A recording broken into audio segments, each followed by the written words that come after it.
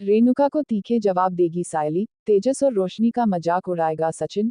Star plus का popular serial उड़ने की आशा इन दिनों अपने नए नए ट्विस्ट के कारण 15वें हफ्ते में भी टॉप 1 पर चल रहा है।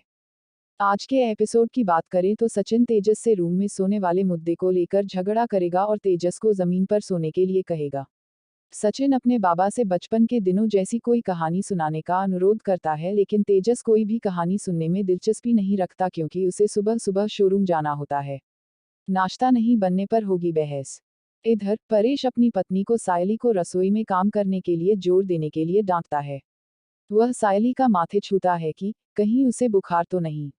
ये देख रेणुका कहती है कि सायली कामों से बचने के लिए नाटक कर रही है। वहीं रेणुका को पता चलता है कि तेजस और रोशनी पिछली रात डाइनिंग हॉल में सोए थे। वहीं नाश्ता तैयार नहीं होने पर तेजस चिढ़ जाता है। सचिन और परेश सायली का साथ देते हुए उसे आराम करने के लिए कहेंगे। तेजस और रोशनी का मजाक उड़ाएगा सचिन। परेश रोशनी और रिया को रसोई में कुछ बनाने के लिए कहेगा।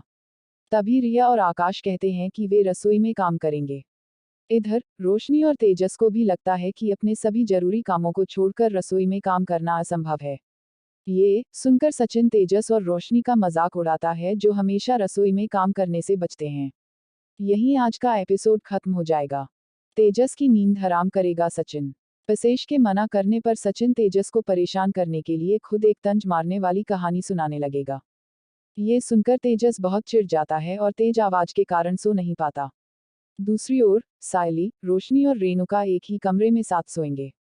तबीयत ठीक नहीं होने के कारण सायली बिस्तर पर लेट जाती है। इससे रोशनी और रेणुका दोनों उसे ताना देने लगते हैं कि उनके लिए किसी ने बिस्तर तैयार नहीं किया। रेणुका के तीखे शब्द सुनकर सायली की आंखों में आंसू आ जाते हैं और वह उन्हें बिस्तर पर सोने देती है।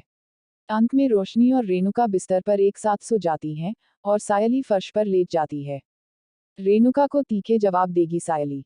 रात के बीच में रोशनी रेणुका के खर्राटों की तेज आवाज सुनकर जाग जाती है। वह उसे खर्राटे बंद करने के लिए भी नहीं कह सकती।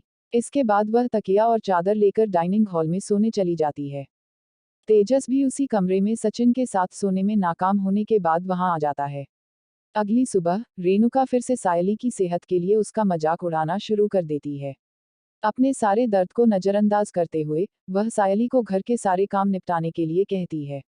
तभी सायली साफ साफ कहती है कि वह दूसरों के लिए खाना नहीं बनाएगी, क्योंकि जब उसे सबसे ज्यादा जरूरत है तो उसे दूसरों से कोई सिम्पथी नहीं मिल रही है।